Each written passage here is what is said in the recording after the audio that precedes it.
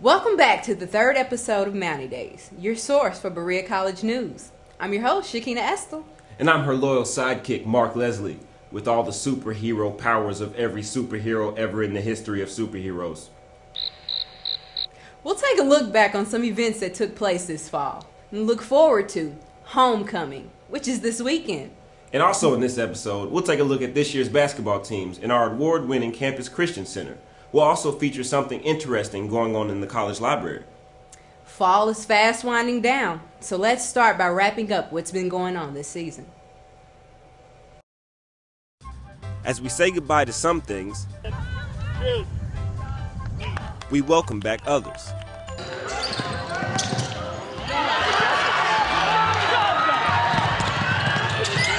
For the first time in many years, Mountain Day was canceled due to bad weather. This would have been the 134th Mountain Day, Berea's longest-running tradition that celebrates regional culture and the natural beauty of the mountains. Students still had the day off, but there were none of the usual activities at Indian Fort and the College Forest. Phelps Stokes Chapel was filled to capacity at the 10th annual Founders Day Convocation, which this year honored early alumnus Henry Allen Lane. Lane attended Berea College from 1889 to 1899 and graduated to become a great African-American educator and writer. Descendants of Lane were present at the event to accept the John G. Fee Award on his behalf.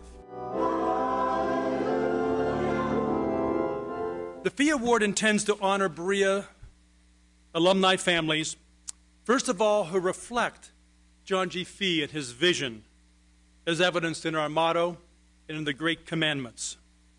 And secondly, we honor those whose families have continued the good work of our Berea graduate, as those here before you today have. It is with great pride that I accept this award on the behalf of the Lane grandchildren and all of Henry Allen Lane's descendants. The John G. Fee Award is significant to the Lane family, not only because of its emphasis on distinguished service to the community, but also because of its recognition of Henry Allen Lane as a distinguished African-American scholar. This was the 36th year for the celebration of traditional music at Berea, sponsored by the Lowell Jones Appalachian Center, held October 15th through the 18th.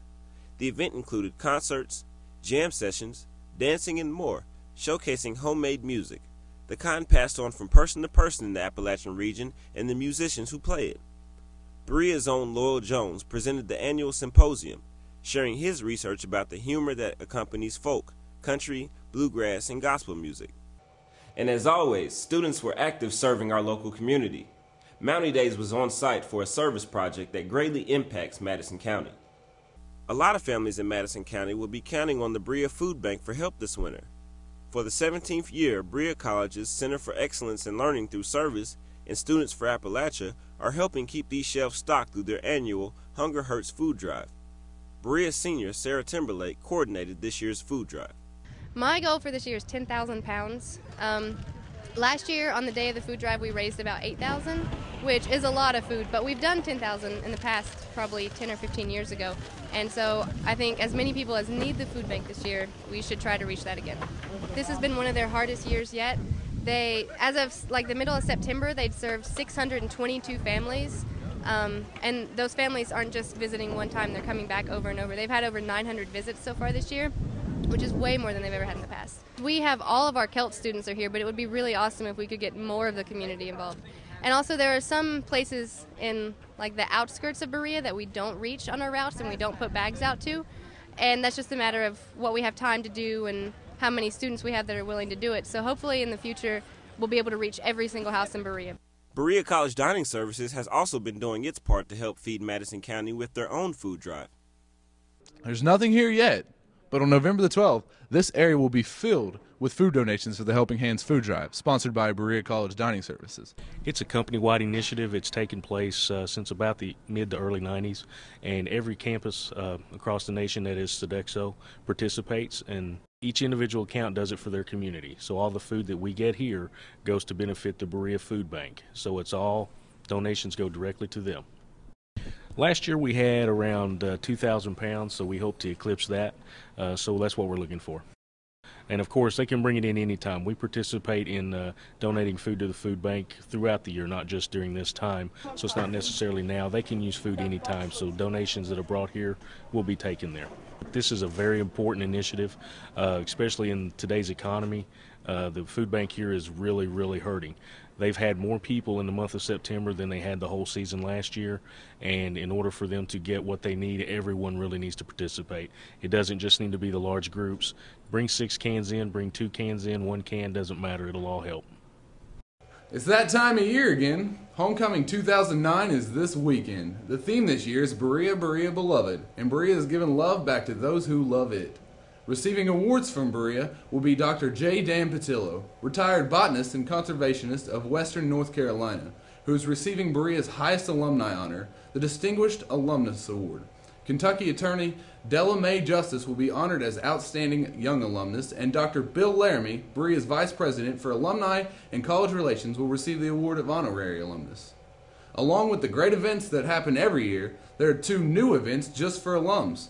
Friday, from 10 till midnight, it's going to be happy hour at Papalino's Restaurant on College Square, where the Young Alumni Advisory Council is hosting a laid-back get-together.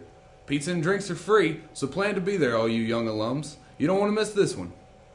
On Saturday morning, come to the special Q&A with Berea President Larry Shin to learn more about the ongoing scenario planning process and possible future directions for Berea. The event begins at 10 a.m. in Baird Lounge at the Alumni Building.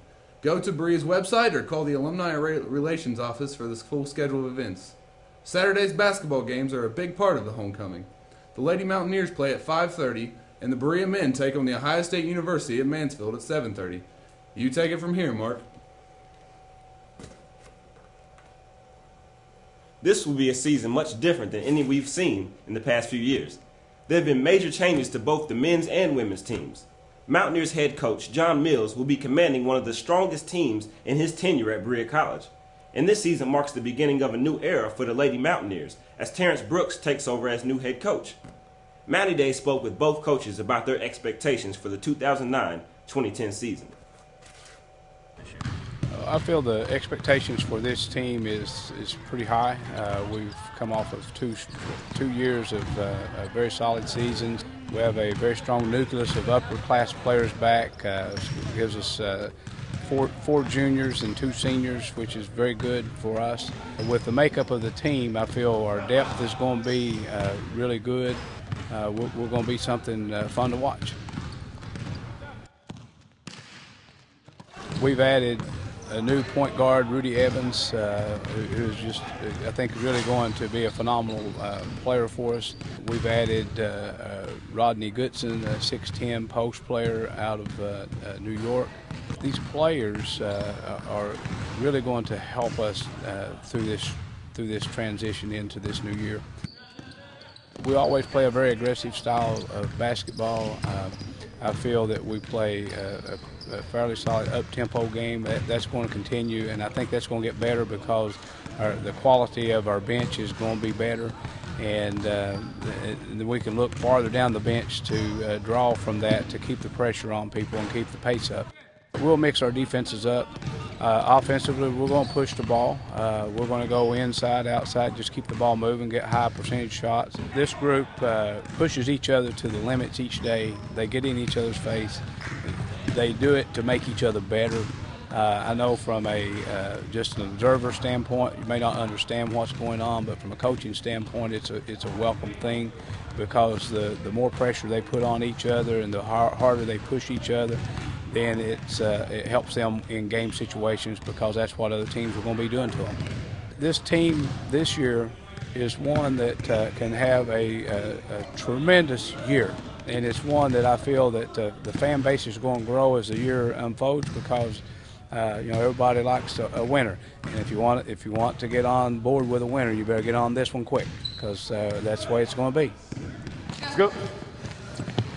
Go, drive, go Bruce, go Bruce, go Bruce. Go baby.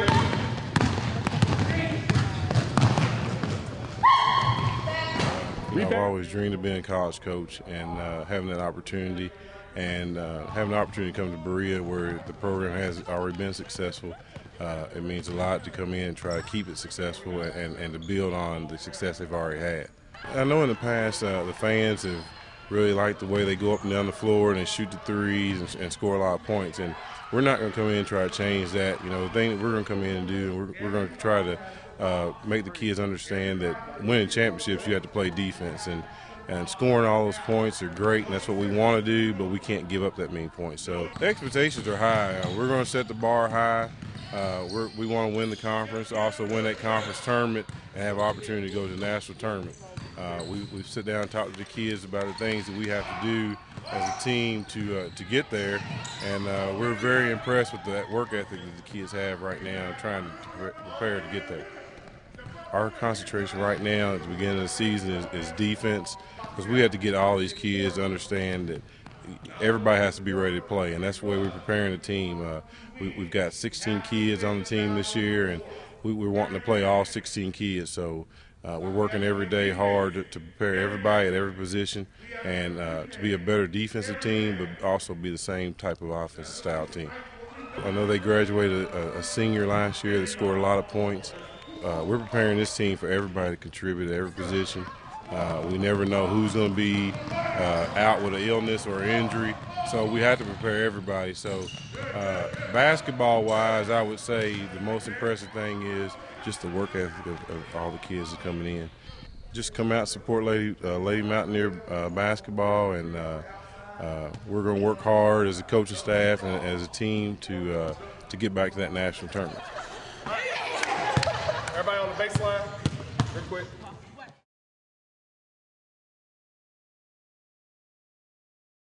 The Idea Project, a special program that's part of the Willis D. Weatherford Jr. Campus Christian Center at Berea College, brings students of diverse religious backgrounds together. Katie Basham directs interfaith programs for the center. Often religion is used as a means of separating people and dividing people, and we want to find a way to use religion and faith as a means of bringing people together. This is particularly special at Berea because with our Christian identity, we have a real firm commitment to an inclusive Christianity where we welcome all people to work and study here. So we really try to offer hospitality to all the different religious traditions that have a home here at Berea. The Idea Project is kind of the umbrella name for all of our interfaith programming. It stands for Interfaith Dialogue, Education, and Action. We have a core group of students of probably 15 or 20 who participate very regularly in our events. Spiritual Seekers is a weekly dialogue lunch program. We get together on a weekly basis and we have various topics that we discuss. Sometimes it's something we might talk about prayer or music.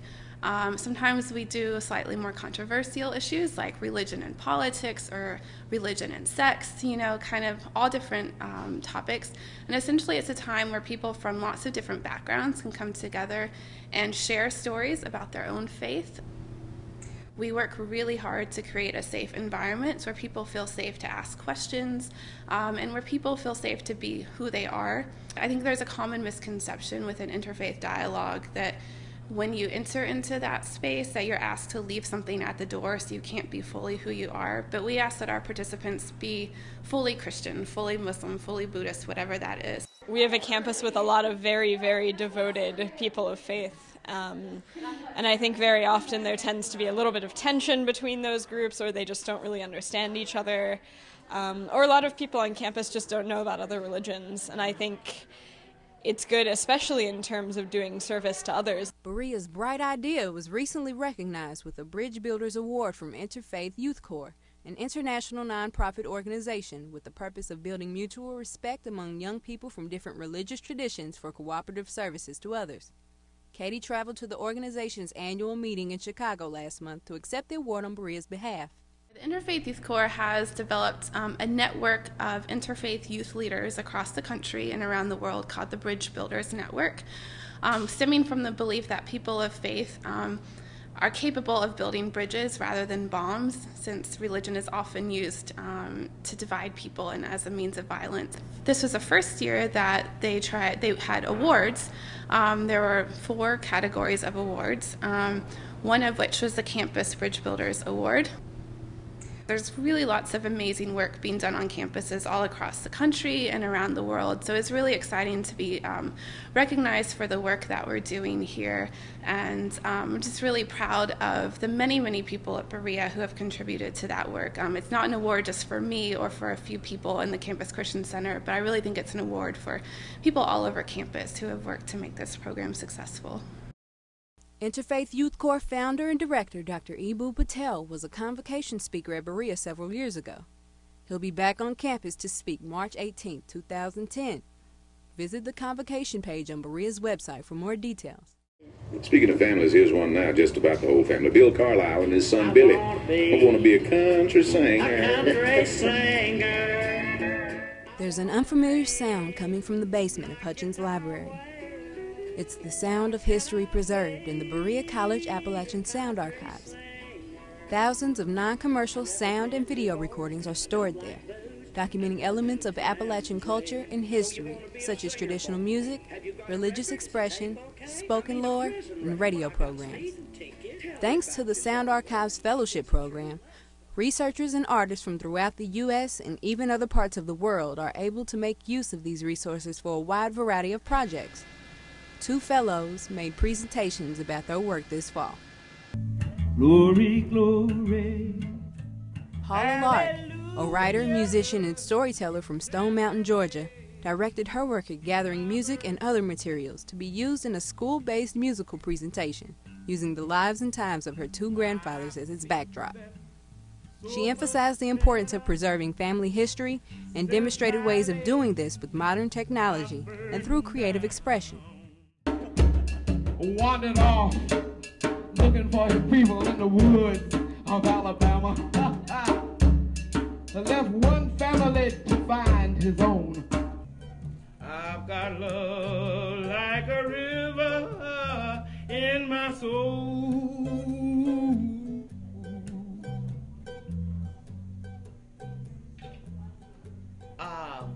I found this song in special collections at Hutchins Library. There's a whole lot of quartet music that I know influenced my grandfather, and I found volumes of them down in the basement here at the library. And I was very, very excited to find Alabama folks singing on records, and somebody cared about collecting them. Well, first of all, I want to thank the Appalachian Music Fellowship for being open-minded to try something new, because I think this isn't a typical project that's taken on by the fellowship. Christine Kuhn is a professional multimedia artist from Lexington, Kentucky. She studied Appalachian music, history, visual images, and artifacts that helped her produce a group of paintings that explored themes of Appalachian spirituality and cultural heritage. The exhibit was accompanied by a soundtrack that included recordings of music, spoken word, and storytelling from Berea's archives.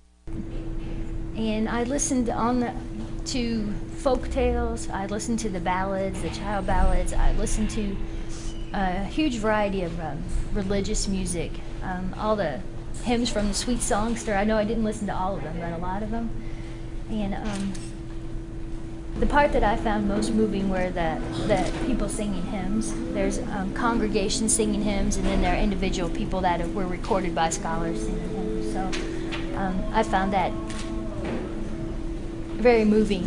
And I sampled different tracks, and I gave a selection to Dwayne Lundy. He's a musician and a composer, and he put together the soundtrack to go along with the paintings.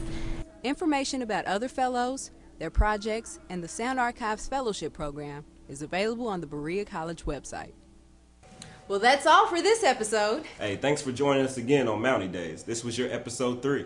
I'm your host, Shakina Estel. And I'm the sidekick, Mark Leslie. Where's your super speed, huh? See you next time on Mountie Days.